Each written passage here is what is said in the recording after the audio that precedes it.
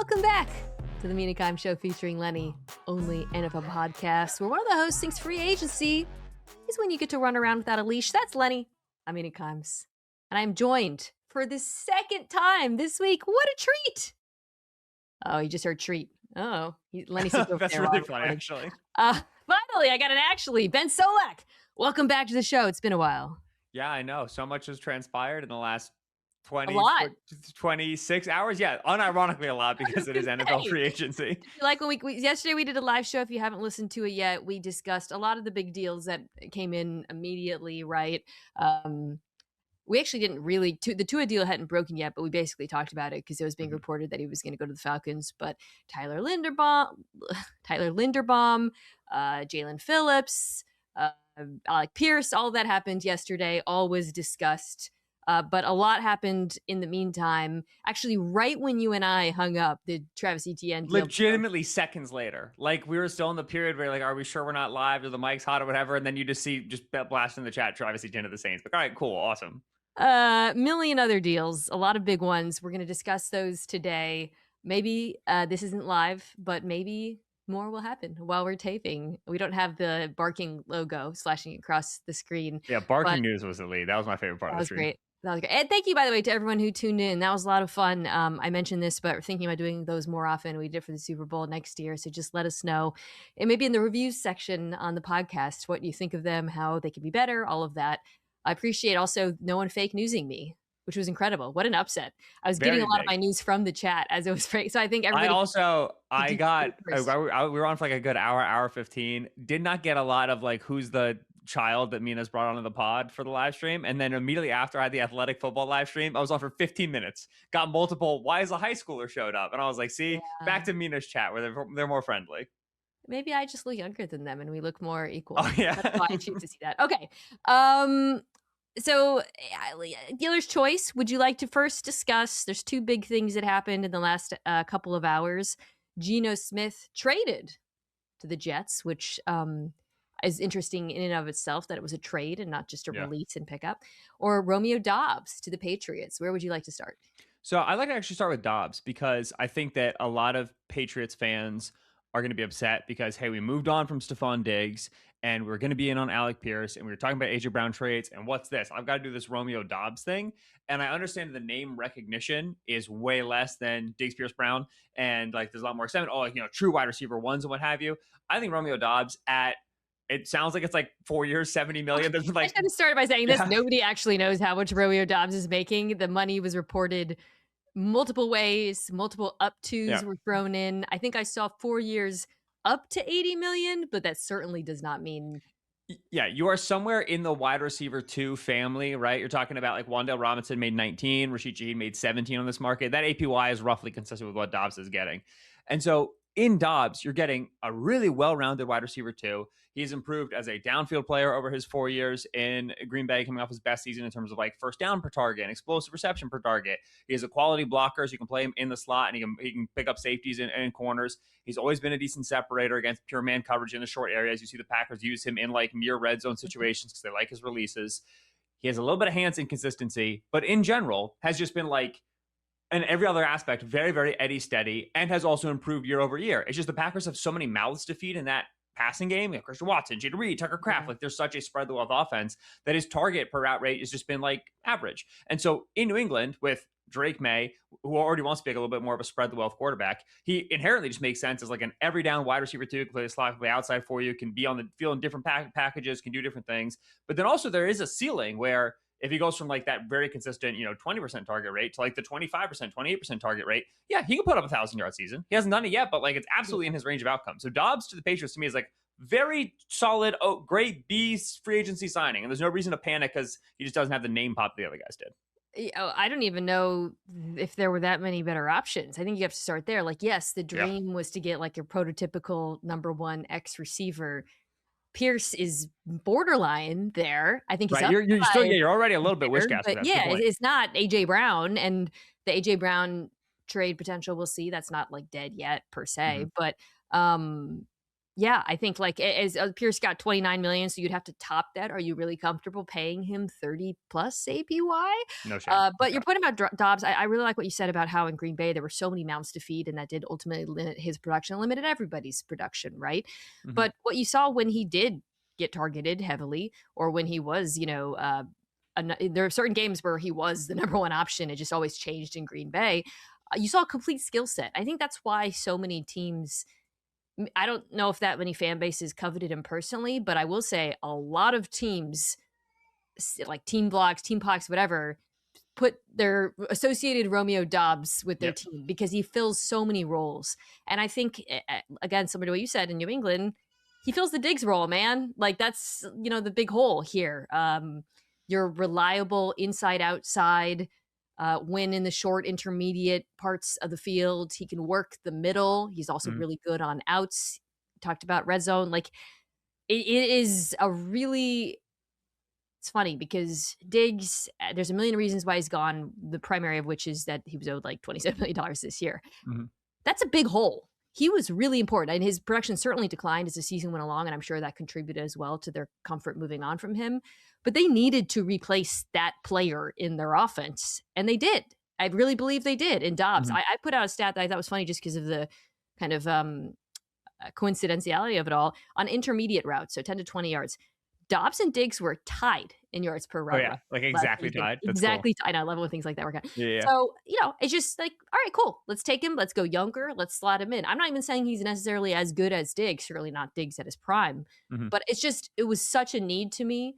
And it does not prohibit them from looking to upgrade size, speed, perimeter, whatever, whether it's a hypothetical Brown trade or in the draft. But the 100%. reality is they were not going to get a top receiver in the draft anyway. So it makes sense. Yeah, it improves the room, and it doesn't preclude you from getting the wide receiver one. It fills the Diggs role. I was thinking it does more than filling the Diggs role in terms of the blocking, in terms of the downfield stuff. Like, no, it is not the move that's going to get. Yeah, it's not the move that's going to get the A block on get up tomorrow morning. But in free agency, a lot the of A block on NFL Live. Yeah, it was sick, awesome. So NFL Live, you got to tune in, baby. That's a smart show. But it is the exact sort of double that you want to be hitting in free agency, right? The teams that are attributed the home runs at free agency often are the teams that actually swung and missed a lot. And then the hits that we thought were singles and doubles at the time end up being the home run hits. And so to me, this is a perfectly fine, if not entirely sexy, signing for the New England Patriots. A perfectly cromulent receiver. Love a cromulent. Yeah, and just looking at by the time you listen to this might have changed, but there's really not many receivers left. Right. Like No. that. I keep going back to the pool. Like I actually really did see him as the second best option to Pierce. Yes. You're looking at Jawan Jennings, scrolling, Diggs, Debo. Like there's no one else who really made sense in my mind. Yeah, and I think if you walk into September with this being the room, and Kayshawn is your outside deep guy, and Romeo Doubs does everything for you, and that opens up the slot a little bit more for like Demario Douglas, maybe Afton Chisholm, Kyle Williams could be a field stretcher, Mac Hollins is like that the big body for you.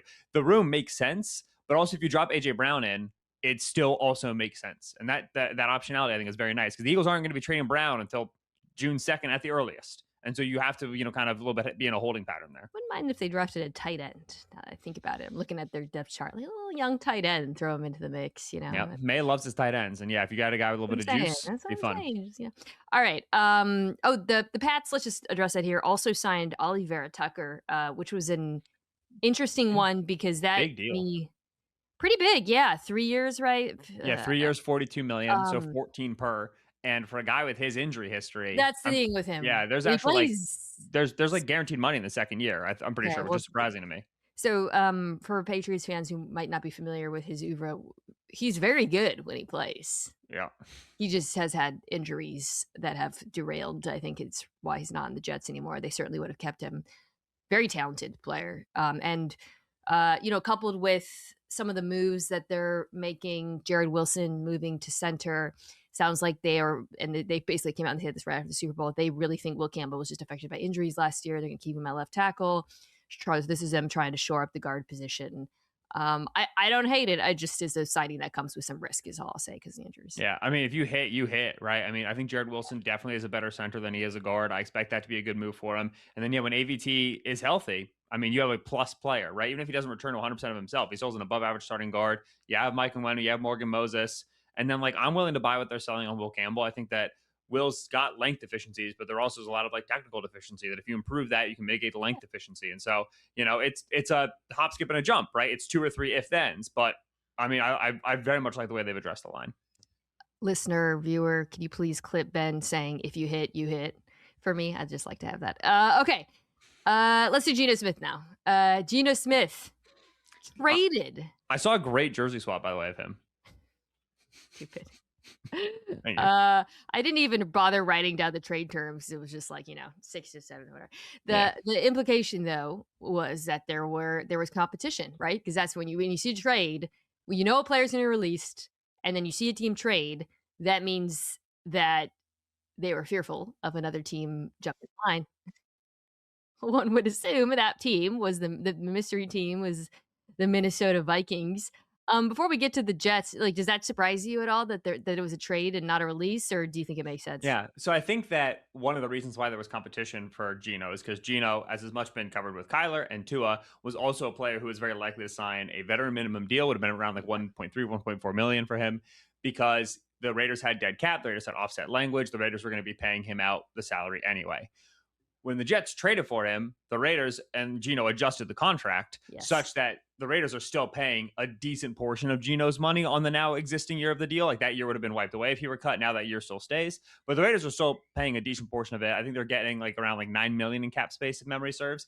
And then the Jets, who just like have a ton of cap, so who cares if we're doing like a veteran million 1.3, like they are fine paying Geno a little bit more than barely flipping right in the draft. It's a 20 spot move, I think, from the 6th round to the 7th round. Like those picks are in there just exclusively so that it is a trade, like so that it qualifies as this move. And then they basically exchanged money, right? Okay, the Jets will take on a little bit more to guarantee that we're the ones to get Geno Smith. And so I think it's as close to like a release as a trade gets, and they just kind of finagle the language a little bit.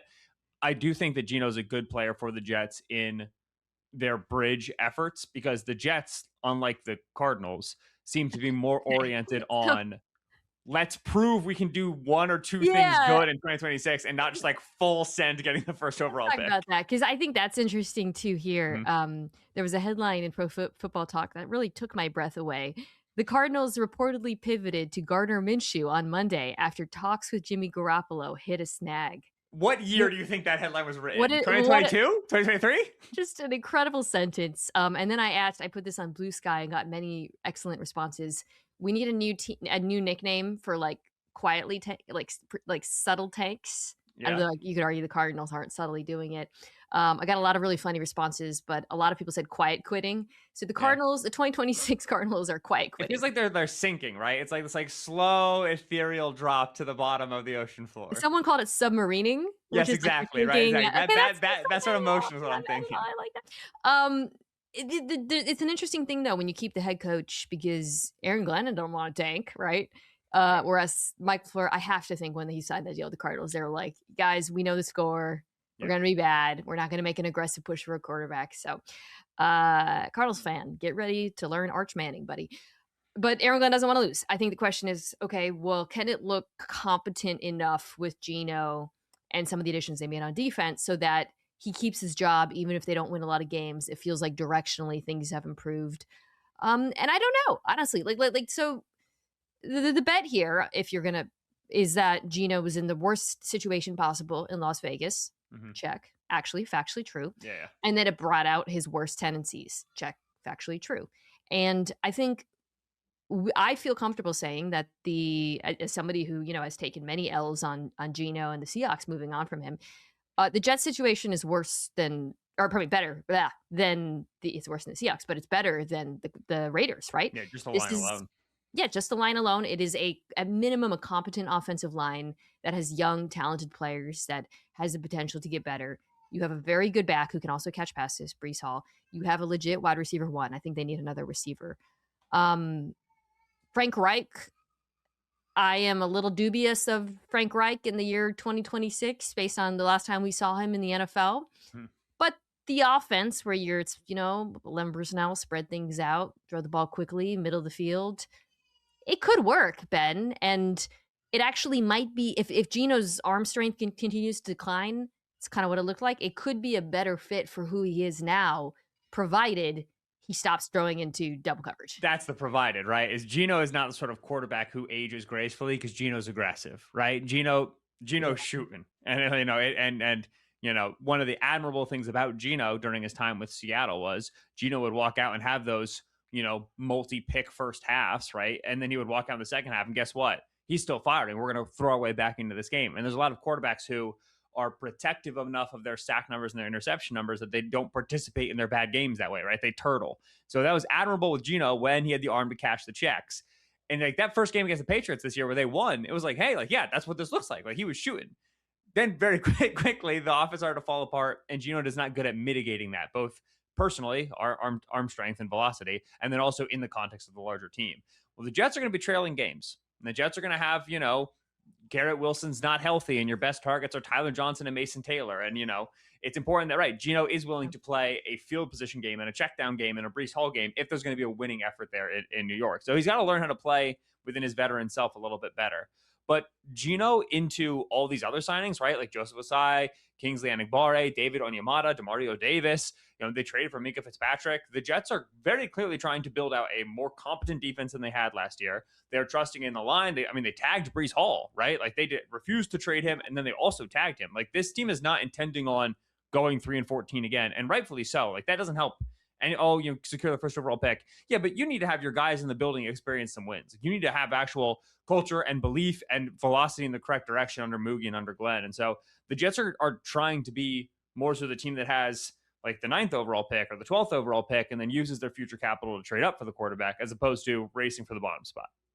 Dude, this is such an old defense. I mean, they did add some, I'm just looking at the rosters you're talking. They did add like capable players, and I get it. Like Minka, like Demario Davis returning. Everybody's coming back to the Jets. That's a reunion with Aaron Glenn. Ossai is a little bit younger, but like, holy smokes, there's a lot of guys in their 30s on this defense. But they're about to throw in a young pass rusher. Who that pass rusher is. Well, so I was curious about this. Will McDonald's in the building. Kingsley Enagbare 1-year deal. Joseph Ossai 3-year deal. And how much does that diminish your zero? That means nothing to me. All right, copy. Now, I am a little bit Sonny Styles at 2 curious, if I'm being honest. Absolutely not. And I'm a little bit there. You can't do that. You could do it. Joseph Ossai. You're really having that affect your draft plans. Kingsley Enagbare. I like a Kingsley. Take a timeout.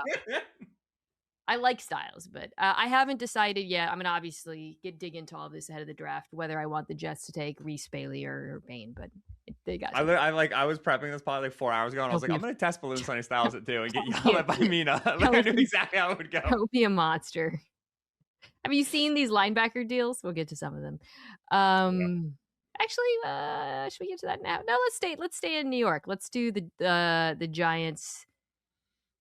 Wan'Dale Robinson got more than no, he got about the same as Doubs, it looks like. Wan'Dale Robinson, 4 years, $78 million for the Tennessee Giants / Jets. Let's talk about the Titans as a whole, actually, because they did a lot. 4 players from New York. As it's Wan'Dale Robinson, Daniel Bellinger, it's Austin Schlottman, it's Cordell Flott, and I respect and appreciate my guys connected to their guys. He knows them; these are good culture dudes. But you have to ask yourself, when you are buying the Brian Daboll culture, are you really barking up the right tree? He definitely knows them. Okay, so I have mixed feelings about all of these players. I saw a post that was like, Wan'Dale Robinson, they've got their wide receiver 1, and I spat out my water because he's 5'8". Like, we're not doing that. But he's a good player. So I don't want to, and also it's not a crazy amount of money. I just think we got to position this correctly. This should, similar to what we were saying about the Jets, this does not take them out of the Carnell Tate market for me. Like, please, for the love of God, do not make Wan'Dale Robinson your wide receiver 1 for Cam Ward. But he was very productive in New York after Malik Neighbors went out and his target share started going up. He played outside. He's, wins at all 3 levels. You saw his average of the target go up and whatnot. Like, how do you feel about this deal? And are there any of the deals that we just get, like all the players that they signed? I know we're joking about the Giants and the Jets, but are there any that you really liked? Yeah. So I think it is important to have a player when you're going to be an RPO heavy team to have a player who A can be an immediate separator off the line of scrimmage, and then B who can take a shallow depth of target throw, these throws at or near the line of scrimmage, and make explosive plays out of them, right? Like when Rashid Rice hit for the Chiefs, when he first like, oh my gosh, look at the yak on this guy. He wasn't, getting like yak on 15-yard in breakers. He was getting them all these screens, but you still need a player who is capable of becoming that good of a runner after the catch. Securing that player for Brian Dable's offense, which will be RPO heavy because that's how he is, and that works for Cam Ward, was important. $19 million per year is a lot to spend on that specific role, right? I think if you look at Robinson's box score production last year, he had over 1,000 yards, he had 92 receptions. Wow, looks great. You go into the advanced metrics. He had negative 5.3 receptions over expectation. So he had fewer catches than expectation relative to the difficultness of his targets. He had 12 yak under expectation. So yes, he had 419 total yards after the catch, but he actually had less than expected relative to the opportunities that he got. Wan'Dale is good at these manufactured touches, but he's not a player who's creating like above expectation on his manufactured touches. When we adjust for the role that he gets, he's kind of like league average in that role. It's just Dable knows that he can fill it. So you're kind of paying out the wazoo for familiarity. To me, Cordell Flott, it's a very similar thing where I think Flott is a fine corner too. You're paying $15 million because you know he's a fine corner too. Than I thought he would get. He got more than, Jamel Dean is older, but like he's a better player. I did like a 5 players that are going to make a lot more money than you think guy leaving Indy's video. And my last player on the list was Cordell Flott. And I was just like, hey, everybody I'm talking to is telling me this guy's about to get paid. I don't know what to tell you. Like he's just like, Eric Stokes got 10 million, Cordell Flott got 15 million. Like if teams know that you can fill a corner role, they will just pay for the certainty of it, I suppose. You and I were joking about how many people keep saying Titans pick 4 Jeremiah Love. Mm-hmm. Okay. It's pretty cool when your biggest needs are receiver and edge. Gotta go edge in my opinion. Edge is the one I'm like, oh my God. Because the one signing I did like, I think John Franklin Myers is a really good player. And it's funny too, because he was like the one that got away for Salah. Like they did that bizarre trade from the Jets to the Broncos, and then he was awesome. Yeah, right. Now people point to that and say, okay, cool, but he played on the Broncos defensive line. He gets playing next to Jeffrey Simmons now. Mm-hmm. Throw another, like a legit edge into that mix, and suddenly you got a pretty nice defensive line there, right? Yeah. So like if you were to put in like a Bane, that is power. Bane that is to me is the guy that tremendous I think Salah's against the run. Like I would be very excited about that. And I know with the young quarterback, you want to support them and whatnot, but like it's just not how I would approach it personally. Next Gen Stats had the stat in the last 2 seasons combined. Franklin Myers and Simmons are both top 4 in terms of pressure rate from the defensive tackle position, right? And we talked about this a lot in the lead up to the Super Bowl in the context of how could the Patriots possibly win this game, Milton Williams and Christian Barmore. One of the ways to just beat superior offenses is to just blow up the interior, right? If there's just never a healthy pocket, if there's always interior push, if you cannot run the ball between the tackles, you just slice away so much of the playbook that you can kind of drag that team down to your level. And so if you're looking at how does this Titans team, take a step forward in the win column, year 1 to year 2, okay, Dable, Cam Ward, address receiver, whatever. But Franklin Myers and Simmons are capable of just ruining games against below average offensive linemen. It's that caliber of defensive tackle room where like emphatically it's them or the Seahawks in terms of like them Seahawks or Patriots, I should say, in terms of the best defensive tackle room in the league. It's also Robert Saleh when you think about the defensive structure that he wants to play with. And then actually Bane isn't the best fit for that. Like, so Saleh's always liked to have at least one hoss at edge. Yeah. And then he'll have like his big speed guys, 245 pounds first step. But he does typically like to have one guy who can really actually go pound for pound against a tackle, which to me is Bane. I just want to plant my flag. I wouldn't be angry at any of the top 3 edges here. They're all fine. Like I like them all. I know I'm cowardly right now. I'm going to rank them at some point. I promise. They're all so different and they all have pluses and minuses. Reese, I feel like would be weird because they have no hybrid role. I know Reese is the do you have a plan? So that'd be like a full trade. Do you have a plan? Like if you told me, someone from the Mike McDonald tree was their defensive coach, I'd be like, great, let's do this. But all right, anyways, we're getting ahead to draft season. Let's do I feel like we're defense. Let's back it up here to yesterday's news and talk about some of the receiver signings. Mike Evans, we didn't get to that. That broke after. Yeah. Mike Evans, 3 year. I like to think that the Cardinals' full submarining happened after they saw the Rams trade for the entire 2 secondary, and then the Niners signed Mike Evans, and then they were just like, you know what? let's let's just hide for a little bit. Yeah, we're gonna take a breather. The arms race that is the NFC West is absolutely absurd. I It's love it. absolutely ridiculous.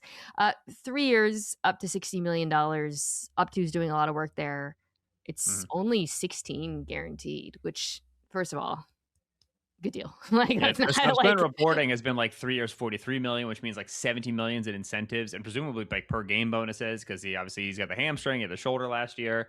This is the fact that it's such a good deal for the Niners makes you turn to Tampa Bay and be like, what or happened? makes you just think Mike Evans wanted to play in San Yeah. Francisco. Brock Purdy enthusiasts, that David Lombardi guy, he's probably put out some videos about how Mike Evans. It's a weird inside joke that nobody will understand. Okay, but actually, okay. Jokes aside, I get it, right? Because this is part of the reason why they signed Ayuk. The prototypical X. Now it is valuable when you have a quarterback who is willing to throw the ball deep, willing to throw the ball outside the numbers, willing to throw the ball up first. Let's put that Mhm. out there, right? For sure. Contested catch opportunities.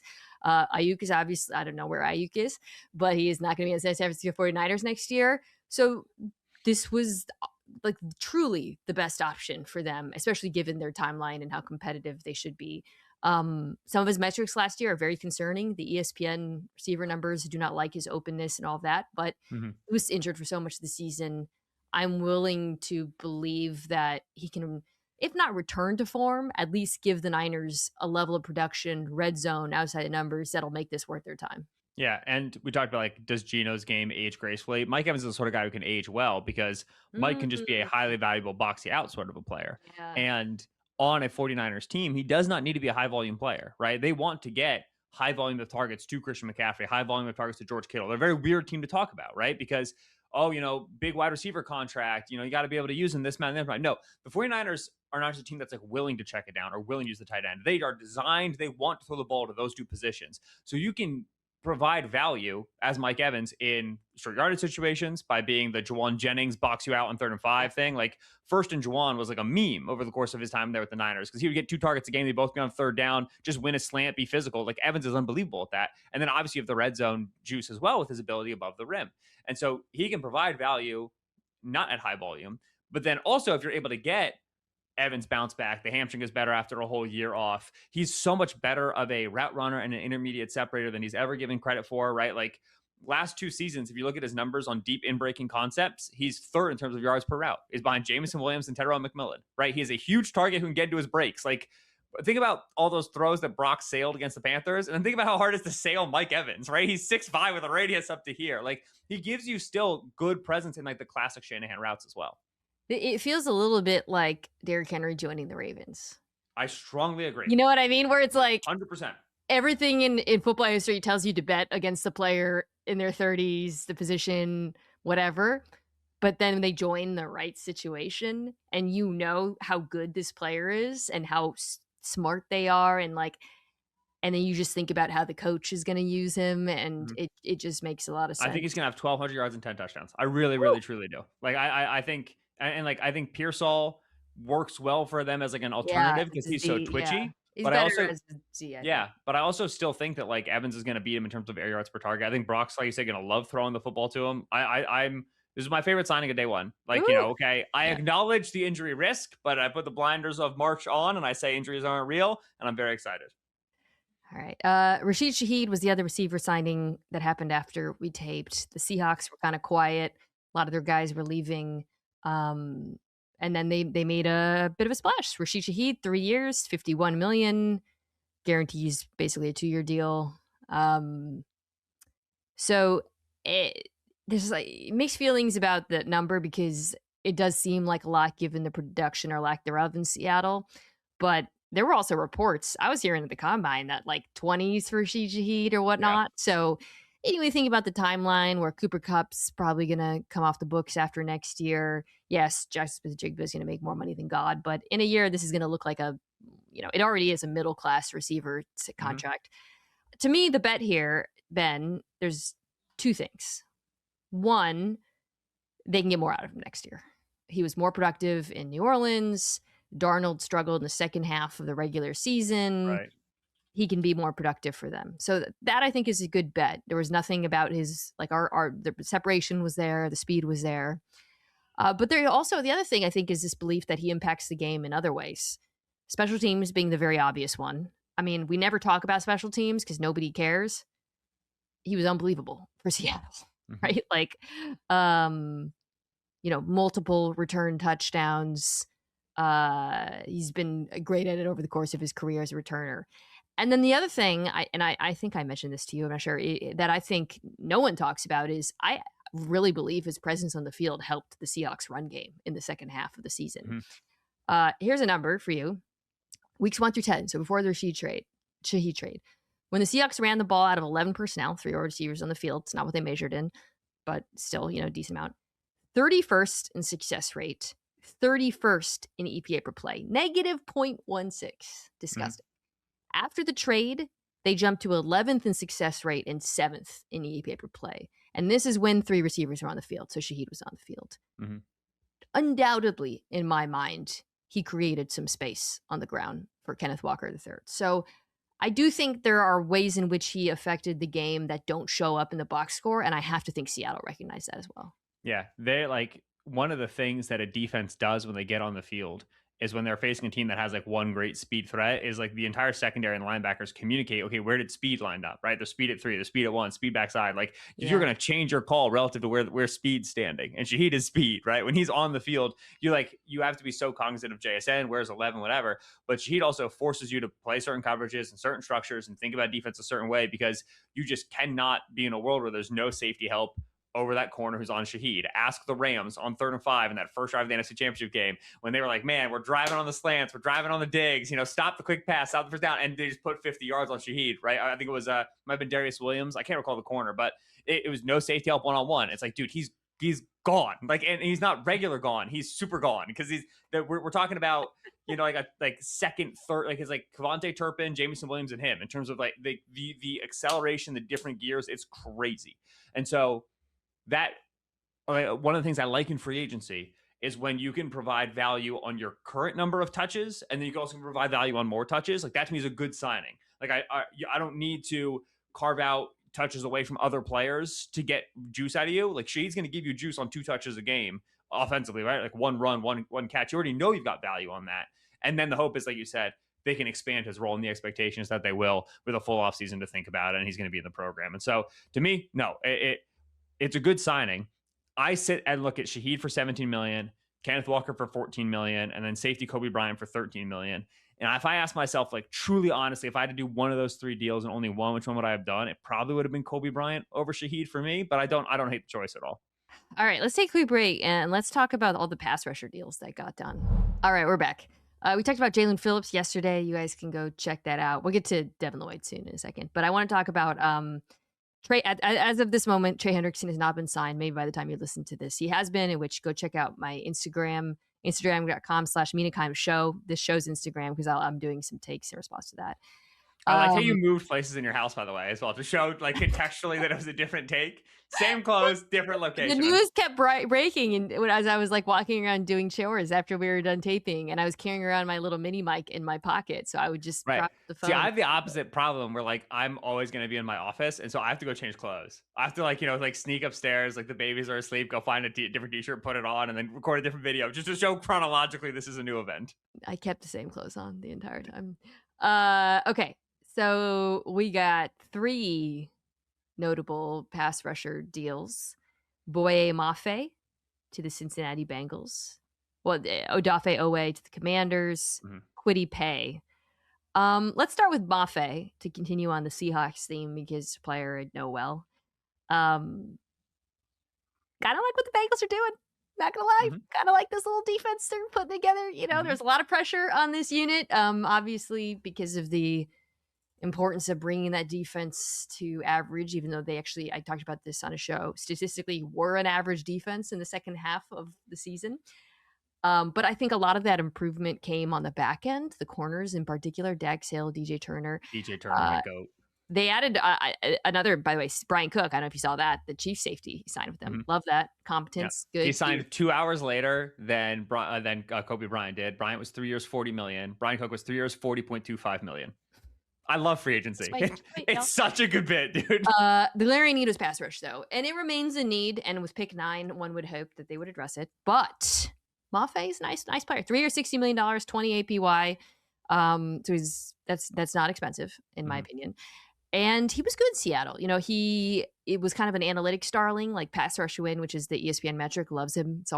He was like 8th this year. He's always very high. But his usage started to decline. And last year you saw another dip as they just continued adding depth and, you know, he became part of rotation. So for Cincinnati, the bet is that he can be more of a complete player, stay on the field more, and complete, I think, is the thing I would use to describe him. He is exceptional against the run. Yeah, that was my thing. Is I was like, oh well, you know, he's probably not good enough against the run for them to be a primary guy. And you look at the numbers, you're like, oh no, great. like no, he's 260 and he plays. Yeah. He's really good against the run. I think he is he's a pass rusher I could see taking another leap. You know, came in, I think, with some development to go in terms of his pass rush plan. But I super athletic, works really hard, great plays with a great motor. And listen to me, if you're able to put I put Ruben Bain Jr. on every team, but let's say Ruben Bain Jr. is there for them at pick 10, wouldn't it be nice to put him opposite Boy Mafia? I'm just saying. So I do like Ruben Bain Jr., the Romeo Doubs of the NFL draft, just fits on every team, going to every team. For me, he is. No, I would just like, or honestly, if Sonny Styles is there, good Lord, that'd be a dream for them. So, but I did like this signing. How did you feel about it? And how did you feel about it in the context of Owe getting 25 and Phillips getting 30? We're going to talk about Owe in a second. So I agree with the umbrella takeaway on Mafe, a player that should be capable of taking more snaps. He was 4th in that rotation, behind D-Law, behind Nwosu, behind Derek Hall. We're talking about the true edge 4 of the Seahawks. Should be able to play the field for all 3 downs, should be able to increase the total snap count. And then his pressure numbers are great. His sack numbers were terrible, right? Like 11% pressure rate, less than 1% sack rate. That sort of thing that you expect to regress positively, where if that pressure rate stays sticky, he had like a 9 sack season in 2023 when he was a full-time player. We should be able to return to a decent 2% sack rate. That's more so what you expect for that caliber of player. I do think 20 million is a lot, man. I mean, he's 28. That's the thing. He came into the league as a very old rookie, right? Because he was like a transfer and he was at Minnesota for a while. So he's making 20 million per year. Gregory Rousseau and George Karlaftis both signed for 20 million per year. They were 24 when they got those deals, those extensions with their own teams, right? The Bills and the Chiefs. And obviously open market is a little bit different than the internal extension when you don't hit the open market. But clearing Josh Sweat, clearing John Grenard, these are guys who've had like double-digit sack seasons, being 3-down players for their teams, and we know it. We're positive. You can write it in stone. Mafe is theory. Like, we think he's going to be able to get there. So to me, getting 20 million per for Boye Mafe is an enormous win for Mafe and for representation. You're obviously you're getting it from the Bengals, which means that you don't have a lot of guarantees, and you're not going to have guarantees past your 2 and whatever. And so some of that is where his landing spot. But I do think like 20 for Mafe is a lot. Owe, 25 million. Owe played 50% of the snaps for the Chargers. He was edge 3 for the Chargers, and he got the Nick Bonito deal. Like, that is fat, man. I don't know. I think the edges got overbid. Owe, let's talk about him so the Commanders paid him. The Commanders had a ton of money and obviously a glaring need at pass rush. I think I was so distracted by them paying a guy under the age of 30 and just being happy about that. Right. And not a Adam Peters fit or Dan Quinn fit, right? A new dude for just bucking the trend, guys. Yeah. And, he's an interesting. I agree about the money. It's an interesting one because he's another one that Advanced Metrics really always liked in Baltimore. But I don't think the production ever quite lived up to the potential. So then they trade him midseason to the Chargers. He gets to play with Mack and Thule, and sometimes they were on the field, all 3 of them together, and he was incredibly productive in a half a season, right, under Jesse Minter. So I think this is sort of a bet on that continuing, and the feeling that maybe with a scheme change and some aging, because he was, if I remember correctly, very raw coming into the NFL, right? Wasn't he? He was like an athletic. Yep, he was a Penn State testing, crazy guy. I think he had started playing football, I want to say his sophomore year of high school, if memory serves. He came over from, I want to say Nigeria, and he lived with LeVar Arrington, if I'm remembering his story correctly. Yeah, so he had 5 sacks his sophomore year and then 0 sacks his junior year. Despite not recording a sack in his final season, he was known for his athletic potential. Okay, so Oh yeah. no, that wasn't him. That was some other Penn State guy who lived with LeVar Is Arrington. AI lying to me? What's that? Is that what I'm reading? Oh no, you were giving me the yeah. OA is what it is what I remember, which he had the no sacks in Penn State. Yes, It's yes, like that's the guy. Yeah. yes, it was the very like, ooh, are they really gonna do this?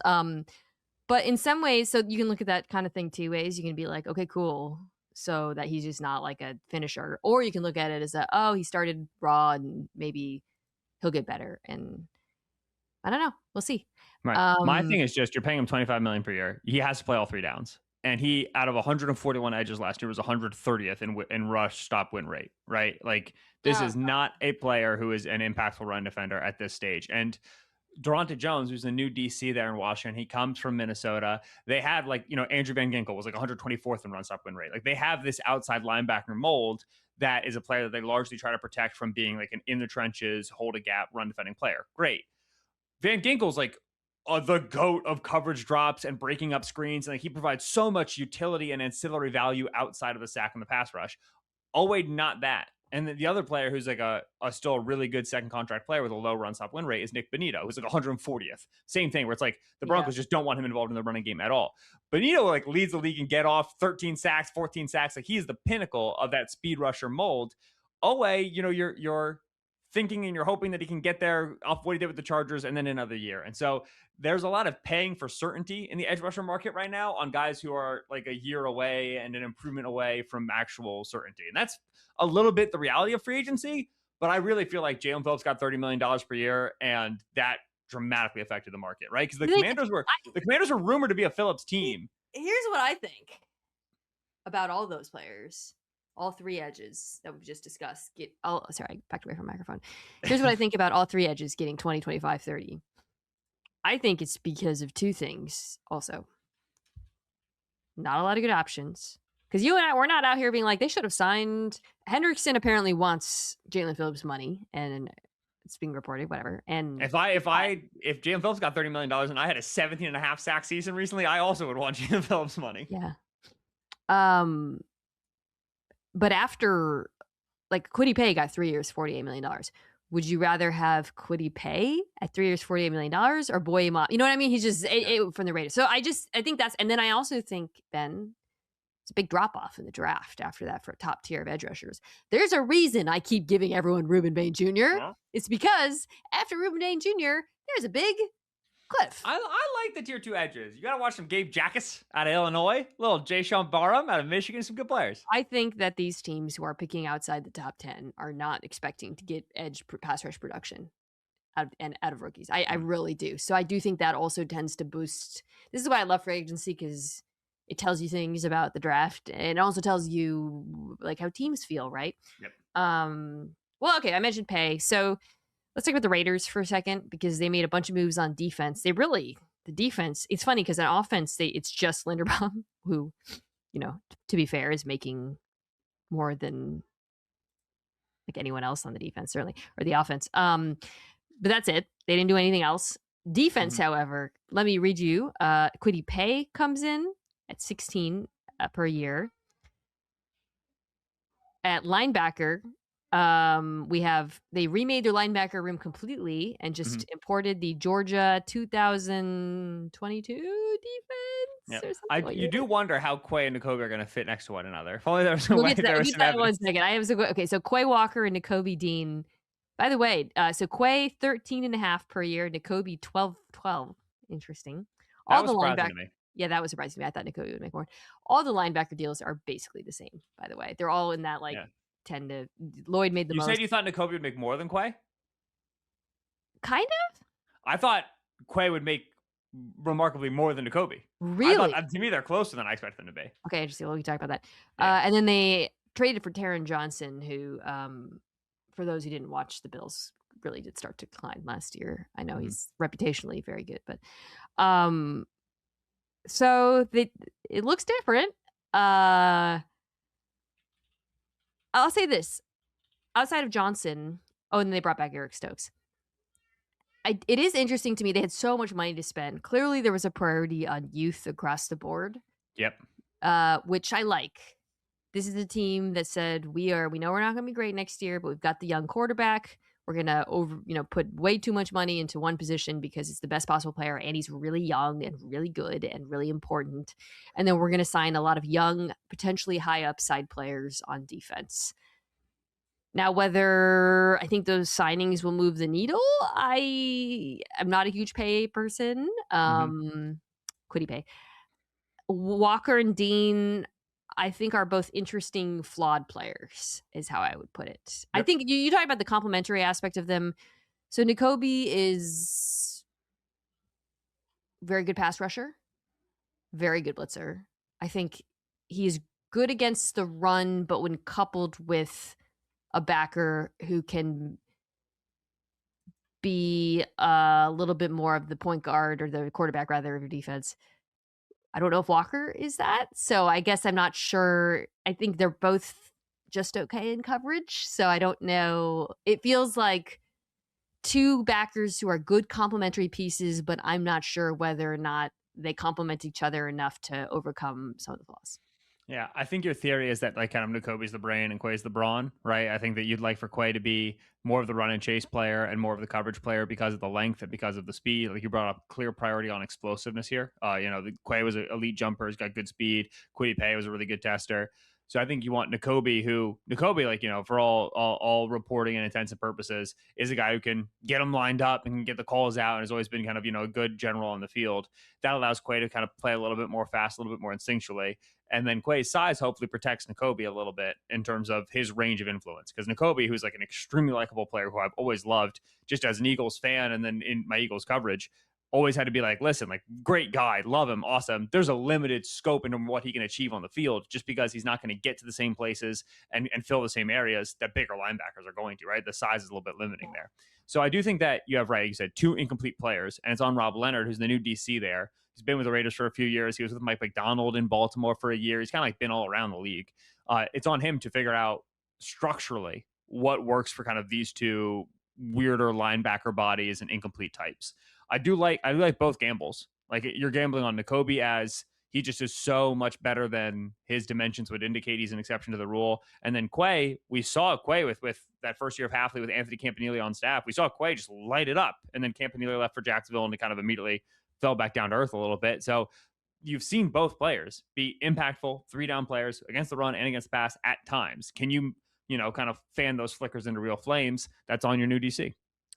I question, I will say, whether spending, it's basically a lot of middle class defensive contracts. But I do question whether or not it would have been worth it for them to pursue a right tackle or a receiver with that money so that they're not. Jalen Naylor? I love Jalen Naylor. Jalen Naylor's like every film guy's, ooh, this is a cool wide receiver 3. Ooh, outside of Minnesota, a few more targets. Ooh. Like a Braden Smith or something. I don't know. I don't know.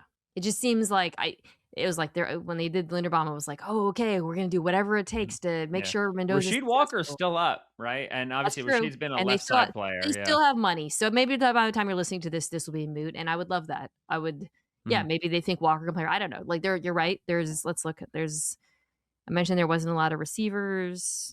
There's not a lot of tackles either. Rashid's pretty much the only guy who's left. Elton Jenkins just signed with the Browns. By the way, that happened 2 minutes ago. I don't think they needed the guard help, but whatever. Browns are up to something. We'll figure out what it is later. The thing that kills me about the Quiddy Pay deal is that it's 3 years, $48 million, which is exactly the deal. Exactly. That Deo Dangbo got when he left Indianapolis last year for the Bears and then got 1 sack in 8 games and then got injured, didn't appear again. And Quiddy Pay, man, I'm telling you, there is a shot here that he gets 1 sack in 8 games because it's just like the light bulb has not really come on for him so far as like what you'd expect as a pass rusher for his explosiveness. And so the fact that the deals are directly on the nose of one another, delightful. It tickles me so. Let's talk about the backs now.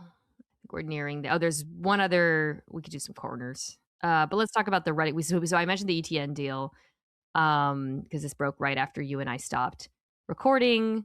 Let me get the money up. ETN. This was 4 years, 52. Yeah, 52. And it's super backloaded because of the frickin' Saints. Right, yeah. Okay. ETN was not my favorite of the like over $10 million a year backs in free agency. I said that when we started. I thought, I think in Jacksonville, there's been like some flashy moments and there's glimpses of like how good he can be as a pass catcher and whatnot. But I just found him to be pretty inconsistent. Some of that had to do with the blocking he got in Jacksonville and I don't think it's like demonstrably better in New Orleans. Although they did sign Mhm. David Edwards, which I did like a lot. So I'm fired that's up. fired. But I mentioned this too in the free agency preview. But ETN on rushing yards over expected carry was below Brees, Stoutle, Javonte, Dobbins. It wasn't great in Mhm. Jacksonville.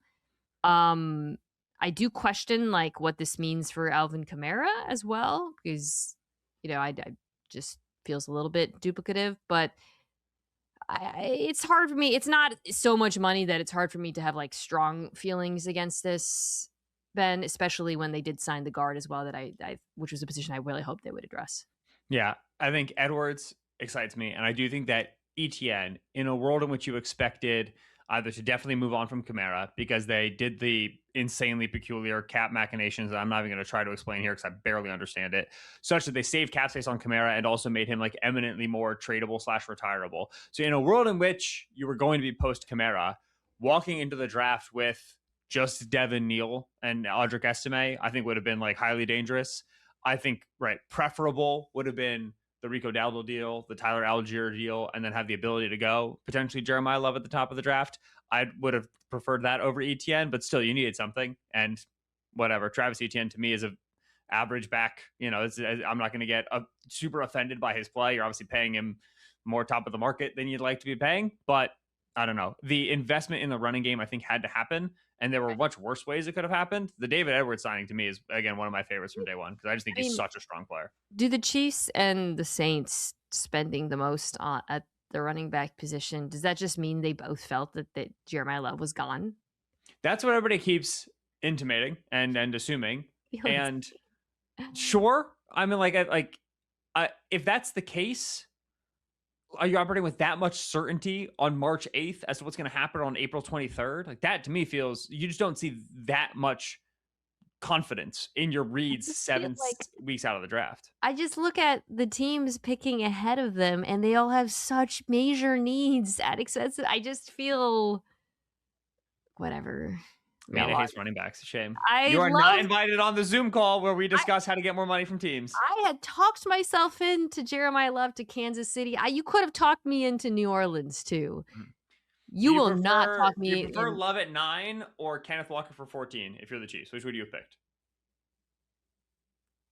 Um, if you can promise me that one of those three edges is there, then I prefer Kenneth Walker. All right. Saints at 8. Love or Travis Etienne 13 per? Same thing, probably. Same Yeah. answer. Your solution to everything is Ruben Bain. Listen, if Ruben Bain's there, all right, what are we talking about? Okay. Let's wrap here and talk about some corners. Oh, sorry. Rico Dowdle also 2 years, 12.5 million. Steelers, yeah. Yeah, the Steelers with Rico and Jalen Waddle is I will die for a half-yard running back room in a way that I'd love. Just that those backs are not going down, man. It's gonna be a thrilling group. Rico also catches passes too. So I like Rico Dowdle. I think he's like a nice, affordable back. Yeah. So this is fine to me. That's obviously very affordable for them. Caleb Johnson, 3rd round. Man, they're just out on him, huh? Yeah, very quickly I figured out that wasn't the move. Yeah. Okay. Well, there's not really much to discuss there. I did love the Jamel Dean signing for them. Yeah. I mean, 3 years, 37 million. I was shocked by how low that came in. And I guess it's a reflection of the injury history and his age because we've talked about this. He was so good last season. He's good at playing man. He's good at playing zone. Now he gets to play. It's a nice. The Steelers have an interesting. There's at multiple positions. They've got like young and old talent together, right? Mm-hmm. Like for example, last year, like the defensive line. Now you've got Cam Hayward, but then you've got Derek Harmon as the young pup. You had T.J. Watt, but they've drafted well with at edge, and then now at a corner. You've got Joey Porter Jr. and Jamel Dean. This could be a very good man team. I don't really know what Patrick Graham is going to run. I'm very excited and curious to see, though, because this has been a very predictable defense for the last few years. And I think Graham has the pieces to do some creative stuff with Ramsey playing, the nickel or safety. So I'm optimistic about the Steelers defense. I will say that. And I did like this a lot. Yeah, I think that when you have as much faith in your defensive line as they do, again, both old and young, like, okay, if TJ Watt falls off, if Cam Hayward falls off, yeah, but like Highsmith, Herbig, Keanu Benton, Derek Harmon, they just got dudes on dudes on dudes, then you feel like you should be able to play with longer, more aggressive corners who are able to take routes away with physicality in the first second and a half, 2 seconds of a down, discourage easy throws, and allow that pass rush to really have the impact it's supposed to have. And that's something that you, as you rightfully say, kind of under Tomlin and Terrell Austin, just never really came to fruition in a way that you would expect for a team like a really dynamic pass rush the way the Steelers have. Well, I think when you add a player like Dean, when you have a nickel like Ramsey will obviously spend a lot of time in the safety, and Brennan Eccles will go there in the nickel. When you have these options, I think that you should expect the Steelers, like you say, under Graham, to be able to play some more man. Graham has always done things that work for his guys. And one of the admirable things about Patrick Graham is that he's creative and he doesn't just run one stuff. And so I think we're going to learn a lot in terms of August and preseason and training camp in terms of what the Steelers want to be on defense, because they haven't had a defensive identity change in quite some time. I do think that Dean's 30. He's been banged up before. Like, he started the season in a rotation with Benjamin Morrison, right? Like, his reputation kind of was what it was. He obviously had a tremendous year this past year in a contract year. To me, like, this is where I expected him to come in money-wise. Like, Alontae Taylor and Cordell Flott got more than I thought they would. And so you would have hoped they would have yanked Dean up a little bit more. But this is about the APY I thought we were going to get. All right. Well, it is 3 p.m. on Tuesday. This is hitting your ears on Wednesday morning. So this might be moot. But let me ask you one question to wrap here. Trey Hendrickson, Buffalo Bill, what's the likelihood? I mean, yes, I think that is a good fit because I don't want Hendrickson defending the run, and I think that Leonard is going to run 3-4 spacing, and he's going to have wider edge rushers and guys who are stand-up to 2-point stance guys, and I think that Hendrickson can fill that role. Hendrickson's weird because he looks like burly and big, and so you're thinking, oh, base end, but he just is not an impactful run defender, and he's at his best getting that speed step, being able to really thread that outside rush. So I do think the Bills are a decent fit. I do not think the Bills should be spending $30 million. This is the question with him, though. Like, I thought it's hard to, because he didn't get that payday. Mm-hmm. It's easy for me to say, dude, just take the 1-year deal and chase a championship, right? I mean, he has gotten paid. I don't want to minimize the amount of money he's gotten over the course of his career, but like, there's a reason why he's not hilariously, Cincinnati is the best fit, and they actually have some money now. That ain't happening. I like the Titans for him a lot. I feel like we talked about the want to have a speed rusher who can just immediately challenge. Let me see. Yeah, Tennessee's still got room in the short term, right? And so to me, like, you can do 2-year deal, front loaded, back loaded to get him to the APY that he cares about. Performance incentives, per game incentives. He was obviously super hurt this last year. You're buying an edge rusher at 31 years old. But to me, like, I still like the Titans a lot for his skill set on a rental to give them the flexibility in the draft such that if their edge rusher isn't there, Ruben Bain, then they can go and get Carnell Tate and address wide receiver position.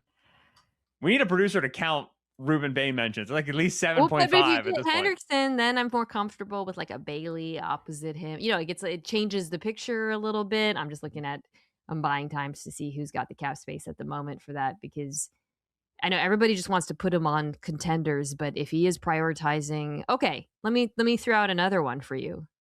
Why not the New England Patriots? The team that literally was just in the Super Bowl, desperately needs pass rush.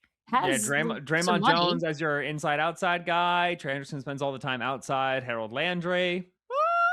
I'm there. You get money, and you get to play on a team that was just in the could see Vrabel just being fully out on the effort, because even when Hendrickson was like a 17-sack player, Hendrickson 100% will loaf some downs because like he didn't win on the first step. A loafer. I'm just saying, knowing Vrabel likes, the run defense is real. That was something no one talks about. All right. Well, just throwing that out there. That's all. That's a good one. I hadn't thought about that one. I like that one. All right. So that's it for this week. Ben, where can folks find your work right now? ESPN.com, the big 4 letters. Yeah, I've got my free agency superlatives and my awards coming out. I gave the Falcons the award for the team most likely to move all their door handles and hinges to the opposite side for all the lefties. The usual classic free agency analysis over there. And then, yeah, I'm on this show this week. There's some other show I'm on this week. I don't remember what it is. I'll be back next week with Kevin Clark to talk about whatever happens Tasty. with Kyler Murray. That's going to happen. That has to happen by the 15th, I think was the date. So Well, they're going to cut him. And then at that point, yeah, it's just that's kind when of they're going to whatever. cut Yeah. him. I assume we'll get some resolution of, or if not resolution, at least some visibility on what's going to go on with Daniel Jones, which, by the way, should be a Kyler Murray team, even if, right? And Trey Hendrickson certainly will know by then. If not, God help us all. And maybe we'll pick some free agency winners and losers. I don't know. We'll see. Maybe. Thank you, as always, to the folks at Omaha Productions who make this podcast. Kirsten Sebecki, Owen Saylor, Jack Foster, Tucker Tashin. And I'll see you guys on the other side. Expect lots of Ruben Bain Jr. talk in the coming months. It was come April, I'm going to start doing my war rooms where I do the mocks. Those are very fun. But we'll do a lot of draft content. Of course, Ben will be back to do a lot of that. And this Friday, my podcast with David Dents Jr., Viewer Discretions, my television podcast. We will be wrapping up our Love is Blind coverage. But we were also going to start recapping the show Paradise. Do you watch that show, Ben? I can't, I watch zero shows. Yeah, I just can't get. I didn't even know why I asked you. I walked in on Bridgerton the other night. I had questions. I was extremely confused, and Mary was trying to explain it to me. And there's a lot that goes on Bridgerton. It's complex. People have hair that's not their hair. It's too much. Who's the biggest Bridgerton fan at ESPN? Like legitimately lives, waits for it to drop, knows the date when it's coming out. Marcus Spears. It's Marcus Spears. Good yeah, you can call that one, baby. That's my guy. All right, bye guys.